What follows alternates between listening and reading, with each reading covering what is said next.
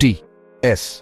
Elliott 20वीं सदी के literature के बहुत बड़ा नाम। उनकी पोम्स थोड़ी कॉम्प्लेक्स हैं, मॉर्निंग कम्यूट के लिए चीरी जिंगल्स नहीं है, लेकिन उनके काम में बहुत डीप थॉट्स छुपे हैं, खासकर उनके 4 क्वार्टेट्स में। 1935 से 1942 के बीच लिखी गई ये पोम्स बड़े बड़े सवालों से जूझती हैं, समय, आस्था और इंसान होने का मतलब। बीच पर पढ़ने के लिए लाइट रीडिंग नहीं है, लेकिन हमारे साथ बने रहिए, ये जर्नी आपके लिए जरूरी है। 4 क्वार्टेट्स की हर पोम का नाम एक रियल जगह से लिया गया है जो एलियट के लिए इंपॉर्टेंट थी। बर्न्ट नॉर्टन, ग्लॉसेस्टरशायर का एक गार्डन समय की चेंजिंग नेचर के बारे में सोचने पर मजबूर करता है। ईस्ट कोकर उनका एंसेस्ट्रल विलेज, इतिहास और ह्यूमन एक्सपीरियंस के साइकिल्स के बारे में बताता है।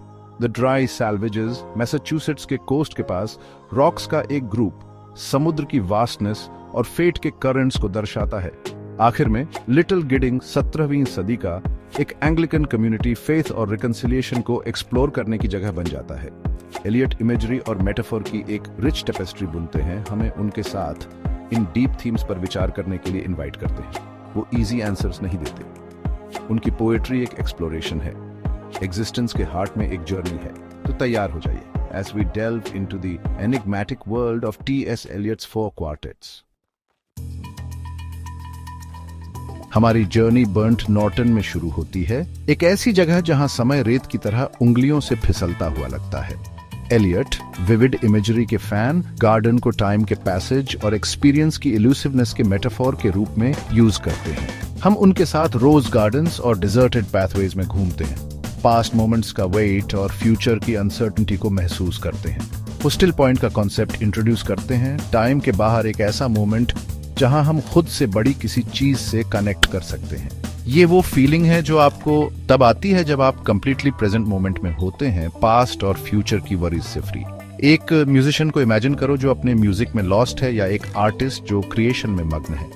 एलियट इसी स्टिल पॉइंट की बात कर रहे हैं, लेकिन जैसे ही हम इस ट्रांसेंडेंट स्टेट की झलक पाते हैं, ये गायब हो जाता है और हम वापस टाइम के फ्लो में आ जाते हैं। एलियट हमें याद दिलाते हैं कि हमारी जिंदगी मूवमेंट और स्टिलनेस, क्लैरिटी के मोमेंट्स और कंफ्यूजन के पीरियड्स के बीच एक कांस्टेंट इंटरप्ले है। इस ड्युअलिटी को एम्ब्रेस करके ही हम टाइम की ट्रू नेचर को समझना शुरू करते हैं।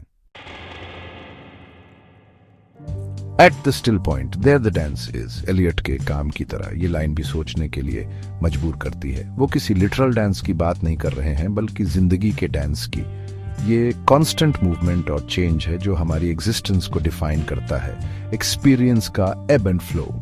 स्टिल पॉइंट उस डांस के भीतर स्टिलनेस की जगह को रिप्रेजेंट करता है, क्लैरिटी और पीस का एक मोमेंट। ये कोई डेस्टिनेशन नहीं है, बल्कि बीइंग का एक स्टेट है जिसे हम हाइटेंड अवेयरनेस के मोमेंट्स के थ्रू एक्सेस कर सकते हैं। इसे स्टॉर्म की आई की तरह समझो, केओस के बीच काल्म की एक जगह। एलियट सजेस्ट करते हैं कि स्टिल पॉइंट को एक्सेस करने के लिए मटेरियल वर्ल्ड और अपनी डिजायर से एक डिटैचमेंट जरूरी है। ये कंट्रोल करने की अपनी जरूरत को छोड़ने और सिंपली प्रेजेंट मोमेंट में रहने के बारे में है। ये एक डिफिकल्ट टास्क है, लेकिन एलियट के अकॉर्डिंग इसके रिवॉर्ड्स बहुत ज्यादा हैं। बर्न्ट नॉर्टन के गार्डन को छोड़कर हम खुद को ईस्ट कोकर में पाते हैं, वो विलेज जहां से एलियट के एंसेस्टर्स आए थे। यहां फोकस टाइम के पर्सनल रिफ्लेक्शन से हटकर हिस्ट्री और ह्यूमन एक्सपीरियंस के ब्रॉडर कॉन्टेम्पलेशन पर शिफ्ट होता है। एलियट हिस्ट्री को लिनियर प्रोग्रेशन के रूप में नहीं, बल्कि साइकिल्स की एक सीरीज के रूप में देखते हैं, बर्थ, डेथ और रिन्यूअल के रिपीटिंग पैटर्न। वो चेंजिंग सीजन्स को इन साइकिल्स के लिए मेटाफोर के रूप में यूज करते हैं। विंटर की डेथ और स्प्रिंग में रीबर्थ के प्रॉमिस के बीच पैरेलल्स ड्रॉ करते हैं। जैसे नेचर खुद को रिन्यू करती है, वैसे ही ह्यूमन सिविलाइजेशन भी ग्रोथ, डिक्लाइन और इवेंचुअल रिन्यूअल के पीरियड से गुजरती है। ईस्ट कोकर में एलियट का मैसेज डिस्पेयर का नहीं, बल्कि एक्सेप्टेंस का है। वो चेंज की इनएविटेबिलिटी और लाइफ के सिक्लिकल नेचर को रिकॉग्नाइज करते हैं। इन साइकिल्स को समझकर और एम्ब्रेस करके ही हम अपनी जिंदगी में मीनिंग और पर्पस पा सकते हैं।